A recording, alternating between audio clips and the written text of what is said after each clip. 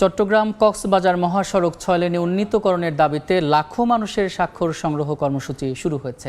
সকালে চট্টগ্রাম প্রেস ক্লাবের সামনে এই কর্মসূচির উদ্বোধন করে city mayor doctor Shahadat Hossain. এতে অংশ নেন দক্ষিণ চট্টগ্রাম, কক্সবাজার এবং বান্দরবান জেলার আইনজীবী, সাংবাদিক, প্রকৌশলী সহ নানা পেশার মানুষ।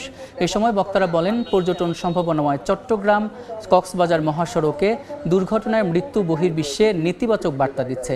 দেশের গুরুত্বপূর্ণ এই মহাসড়ক দ্রুত ৬ লেনে উন্নীতকরণের দাবি জানান তারা। ৬ লেনের রাস্তা এটা অবশ্যই সময়ের দাবি। শুধু তাই নয়, এখানে যে হাইওয়ে পুলিশ আছে, আমি তাদেরকে বলতে চাই যে মাইক্রোগুলো অত্যন্ত স্পিডে চালাচ্ছে, তাদেরকে অবশ্যই আইনের আওতায় আনতে হবে। গাড়ির চালক এবং তাদের বস, তারা কি মদ্যপান করে গাড়ি চালাচ্ছে কিনা, সব মিলে তাদেরকে অবশ্যই আইনের আওতায় স্পিড ব্রেকার দিতে হবে এবং লবণের গাড়িগুলো অবশ্যই সেখানে সীমিত রাখতে হবে।